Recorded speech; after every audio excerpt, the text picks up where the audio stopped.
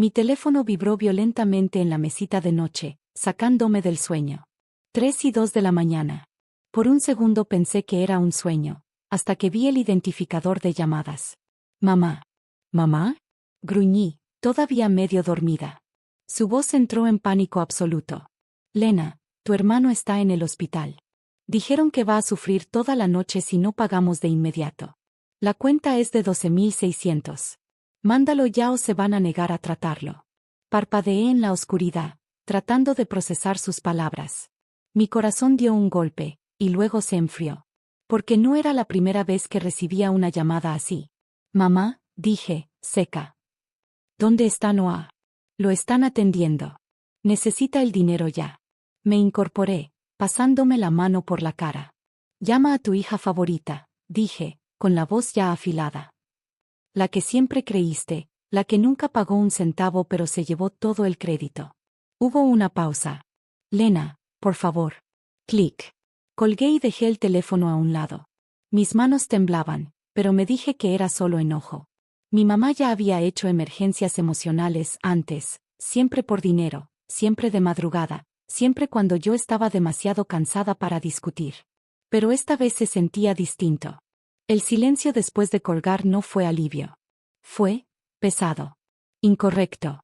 Me volteé intentando volver a dormir, pero algo en el estómago me susurraba. ¿Y si esta vez no es otra mentira? Y ese susurro no me dejó descansar. La luz del sol atravesó las persianas demasiado pronto. Mi teléfono, boca abajo en la mesita, volvió a vibrar. Esta vez era un número desconocido. Casi lo ignoro. Casi. ¿Bueno? Murmuré, con la voz áspera por no haber dormido. ¿Habla Lena Collins? Preguntó una voz profunda. Sí, soy yo. ¿Qué pasó? Soy el oficial Ramírez, del Departamento de Policía de Seattle. Tenemos un incidente. Todo el sueño desapareció. Sí, soy Lena. ¿Qué ocurrió? Su hermano, Noah Collins, fue ingresado anoche al hospital St. Mary tras una alteración en la carretera.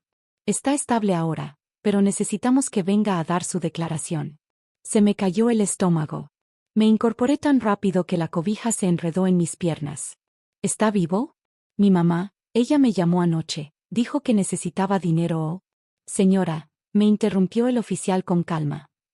Su madre ha estado aquí desde las 2:30 de la mañana. Ella fue quien llamó a la ambulancia. El teléfono se sintió resbaloso en mi mano. Entonces, ¿por qué? ¿Por qué me dijo eso? Suspiró. Tal vez debería venir a preguntarle usted misma. Clic. Me quedé sentada, congelada. La misma madre que me gritó a las 3 de la mañana por dinero estaba ahora en el hospital, probablemente tomando café, quizá incluso llorando. Pero $12.600. Ese número no era al azar. Era exactamente mi saldo de ahorros. Hasta el último centavo. Mi corazón empezó a latir más fuerte, no por miedo, sino por comprensión. Alguien lo sabía. Alguien lo planeó. Y no se trataba solo de mi hermano. El camino al St. Mary se sintió más largo de lo normal. El café seguía intacto en el portavasos. La autopista parecía demasiado brillante para lo mal que me sentía. Repetía la llamada de las 3 de la mañana, escuchando cada falsa emoción en la voz de mamá. Cuando llegué al hospital, la luz fluorescente iluminaba filas de sillas de plástico y máquinas de dulces. Mamá estaba en una esquina, con su abrigo de diseñador sobre los hombros, viendo su celular como si yo no hubiera pasado la noche en vela por su culpa. Levantó la vista.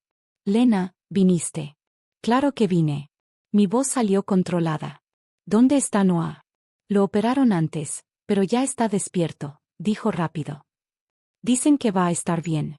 Gracias a Dios. Debería haber sentido alivio. Pero no. Solo sentía enojo. ¿Por qué me pediste $12.600 anoche? Su cara se quedó en blanco. ¿De qué estás hablando? La llamada. Dijiste que no lo iban a atender si no pagaba. Me gritaste. Por un segundo, algo pasó por sus ojos, confusión, quizá miedo. Pero luego negó con la cabeza. Lena, yo no te llamé. Un escalofrío me recorrió el cuerpo.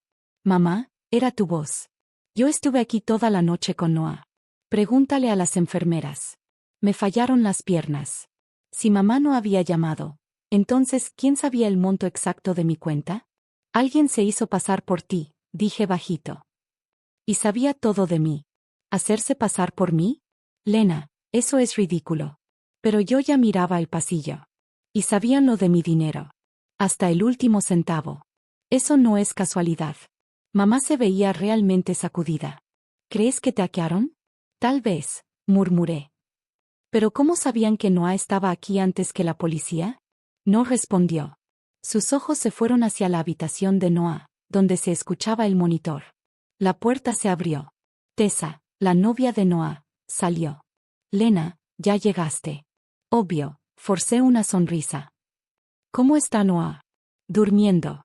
Fue solo una conmoción. Gracias a Dios. Mamá se levantó.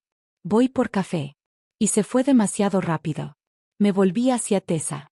Oye, ¿escuchaste algo raro anoche? ¿Llamadas? ¿Mensajes? Ella dudó. De hecho, sí. Noah recibió una llamada como a las 10. Dijo que era sobre un pago. Se rió, pero luego se puso raro. Me congelé. ¿Qué tipo de pago? No sé. Pero le dijo sis. Se me cerró la garganta. ¿Le dijo qué? Sis. Como tú. Pero yo no había llamado a Noah. Nunca. Y de pronto sentí frío en la piel. Alguien no solo se estaba haciendo pasar por mamá. ¿Se estaba haciendo pasar por mí un asalto? Pero ahora sonaba más a una trampa. Mi corazón golpeaba con fuerza en mis oídos. Tessa, ¿puedes mandarme el número que lo llamó anoche? Ella asintió y tecleó rápido. Mi teléfono vibró con su mensaje, un número largo con prefijo de Washington. Cuando marqué, una voz metálica contestó de inmediato. Este número ya no está en servicio. Pero esa voz no era completamente robótica. Era una grabación. Casi familiar. Terminé la llamada y abrí mi app del banco. El saldo seguía intacto, por ahora. Alguien allá afuera nos estaba observando. Copiando voces. Estudiando hábitos. Y de algún modo, ese alguien estaba dentro de mi círculo familiar.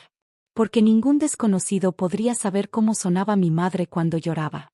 Me senté en la cafetería del hospital, con el café ya frío a mi lado. Mi reflejo en la ventana se veía tan pálido como me sentía. Quien había falsificado esa llamada no estaba adivinando. Sabía cosas que solo mi familia podía saber. Revisé mi teléfono otra vez, abriendo mensajes antiguos, y entonces lo vi. El número que me mandó Tessa tenía el mismo prefijo que había visto antes. Era el mismo código de una conversación vieja. Una de Sophie. Mi hermana. No de sangre, pero sí la hija favorita de mamá.